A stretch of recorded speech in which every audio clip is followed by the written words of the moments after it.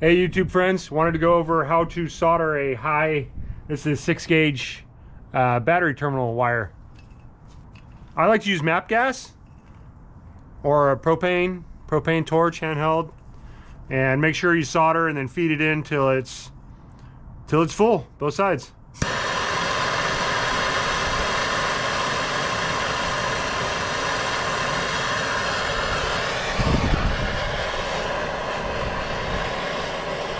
Always wear safety glasses.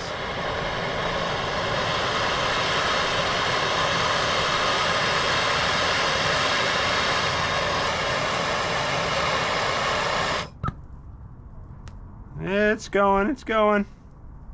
Oh, exciting.